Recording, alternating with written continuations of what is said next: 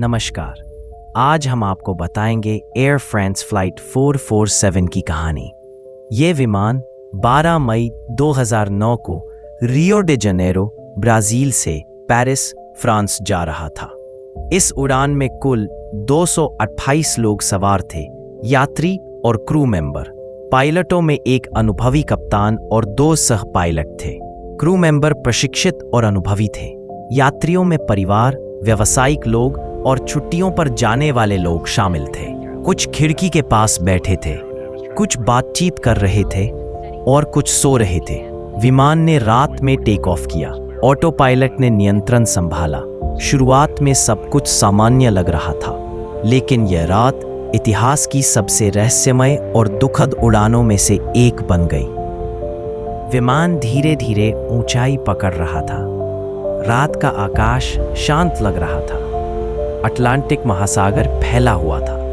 Passengers कुछ बातें कर रहे थे, कुछ खिड़की के पास बाहर देख रहे थे। ऑटो पायलट ने नियंत्रित उड़ान शुरू कर दी। क्रू यात्रियों की सुविधा और सुरक्षा पर ध्यान दे रही थी। कुछ लोग खाना खा रहे थे, कुछ आराम कर रहे थे। हर कोई अपनी यात्रा में व्यस्त था, लेकिन इस रात का मिजाज जल्द ही बदलने वाला था। जैसे ही विमान महासागर के ऊपर पहुंचा, मौसम बदलने लगा। घने बादल, तेज हवाएं और हल्की बूंदें विमान के चारों ओर फैल गईं। पिटॉट ट्यूब्स, जो विमान की स्पीड और अल्टीट्यूड मापते हैं, धीरे धीरे फ्रीज होने लगे। ऑटो पायलट अचानक बंद हो गया। पायलटों को मैन्युअली नियंत्रण लेना पड़ा। कॉकपिट में चेतावनी लाइटें जल उठी। यात्रियों ने हल्का कंपन महसूस किया।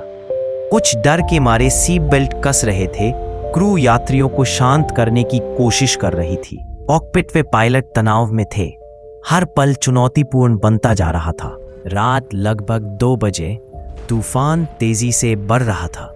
पायलटों ने विमान को स्टेबलाइज करने की कोशिश की, लेकिन टर्बुलेंस और तेज हवाओं ने स्थिति और कठिन बना दी। स्पीड और एल्टीट्यूड के रीडिंग्स गलत हो रही थी। पैसेंजर्स डर महसूस कर रहे थे। कुछ लोग प्रार्थना कर रहे थे, कुछ बच्चों को ढक रहे थे। क्रू यात्रियों को शांत करने की पूरी कोशिश कर रही थी। कॉकपिट में तनाव चरम पर था। हर निर्णय बेहद महत्वपूर्ण था। ऑटो पायलट पूरी तरह से बंद हो गया। कप्तान ने सह पायलट से कहा, हमें मैन्युअली कंट्रोल लेना होगा। सह पायलट ने तुरंत प्रतिक्रिया दी, समझ गया सर, लेकिन इंस्ट्रूमेंट्स सही नहीं दिखा रहे। विमान अचानक ऊपर नीचे होने लगा। पैसेंजर्स डर के मारे सीट बेल्ट कस रहे थे। कुछ लोग प्रार्थना कर रहे थे, कुछ चुपचाप एक दूसरे का हाथ पकड़ रहे थे। कॉकपिट में टेंशन बढ़ रहा था। कप्तान ने कहा, स्टे काम, हम इसे स्टेबलाइज करेंगे। लेकिन टर्बुलेंस बहुत तेज थी और रात का अंधेरा सभी चीजें और चुनौतीपूर्ण बना रहा था। विमान अस्थिर हो गया। नाक ऊपर उठी, फिर अचानक नीचे गिरने लगी। पैसेंजर्स के चेहरों पर डर साफ दिख रहा था। कई लोग चिल्ला रहे थे, कुछ क्वाइटली प्रार्थना कर रहे थे। क्रू यात्रियों ने उन्हें सीट बेल्ट कसने और शांत रहने के लिए कहा। कॉकपिट में पायलट पूरी शक्ति से नियंत्रण रखने की कोशिश कर रहे थे। एक सह पायलट ने कहा, सर, स्पीड सेंसर्स ठीक नहीं है। हम अंदाजा लगाकर कंट्रोल करना होगा। अटलांटिक की हवाएं और तूफानी मौसम स्थिति को और भी खतरनाक बना रहे थे। हर पल एक नई चुनौती थी। अंततः विमान अटलांटिक महासागर में समा गया। ऑटो पायलट बंद था। ह्यूमन कंट्रोल सीमित था। 232 लोगों की जान चली गई। समुद्र में केवल लहरें और अंधेरा बचा था। दुनिया स्तब्ध थी। एयर फ्रांस और ग्लोबल अथॉरिटीज ने तुरंत घटनास्थल पर ध्यान दिया।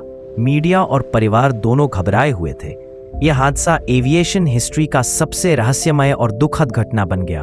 फ्लाइट 447 के लापता होने की खबर मिलते ही अंतर्राष्ट्रीय खोज अभियान शुरू हुआ। समुद्र की गहराई, तूफानी मौसम और रात का अंधेरा खोज को कठिन बना रहे थे। हवाई जहाज और सोनार टेक्नोलॉजी का इस्तेमाल कर पूरे क्षेत्र को स्कैन किया गया। हर दिन, हर घंटे उम्मीद और निराशा का मिश्रण चलता रहा। परिवार लगातार प्रार्थना कर रहे थे कि उनके प्रियजन सुरक्षित हों।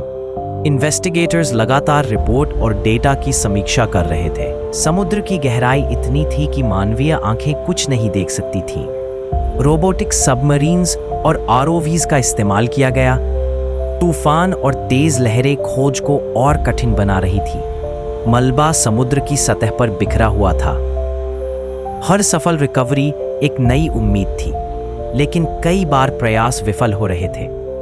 इन्वेस्टिगेटर्स थक रहे थे, लेकिन उम्मीद नहीं छोड़ रहे थे। कुछ महीनों की लगातार कोशिशों के बाद विमान का मलबा समुद्र में पाया गया, लेकिन अधिकांश हिस्सा गहरे पानी में था।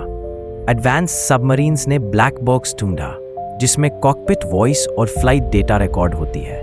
इन्वेस्टिगेटर्स ने पाया कि पिटॉट ट्यूब्स का फ्रीज होना और पायलट की प्रतिक्रिया मुख्य कारण थे। ये ब्लैक बॉक्स एविएशन सेफ्टी में नई चेतावनी साबित हुआ। किसी भी गलती और तकनीकी फेलियर के गंभीर परिणाम हो सकते हैं। खोज अभियान में लगे सभी लोग हफ्तों और महीनों तक दिन रात काम कर रहे थे। हर रिकवर्ड डेब्री और हर संकेत उम्मीद की किरण लाता था। फैमिलीज, मीडिया और दुनिया की निगाहें उनके ऊपर थीं। जब ब्लैक बॉक्स मिला तो ये इन्वेस्टिगेटर्स और परिवार दोनों के लिए भावनात्मक पल था। ये साबित करता है कि विज्ञान और मानव धैर्य मिलकर सबसे कठिन चुनौतियों को पार कर सकते हैं। यह हादसा एविएशन हिस्ट्री में सबसे दुखद और रहस्यमय बन गया। हमने सीखा कि मानव प्रतिक्रिया, तकनीक और मौसम का संतुलन कितना महत्वपूर्ण है। फ्लाइट मॉनिटरिंग और अलर्ट सिस्टम्स को बेहतर बनाया गया। पिटोट ट्यूब्स और इंस्ट्रूमेंट्स को अपग्रेड किया गया। पायलट ट्रेनिंग और ह्यूमन फैक्टर्स पर ध्यान दिया गया। एयर फ्रांस फ्लाइट 447 हमें याद दिलाता है कि हवाई यात्रा सुरक्षित है, लेकिन सतर्कता और तैयारी हमेशा जरूरी है। यह कहानी सिर्फ एक दुर्घटना नहीं है, यह मानव धैर्य, साहस और प्रकृति की शक्ति की कहानी है। हर यात्री, क्रू और पायलट को सतर्क रहना चाहिए। फ्लाइट 447 हमें चेतावनी देती है कि तैयारी और सावधानी ही सुरक्षित उड़ान की कुंजी है। अगर आपको यह कहानी पसंद आई तो लाइक और सब्सक्राइब जरूर करें। सुरक्षित रहें और अगली यात्रा के लिए तैयार रहें।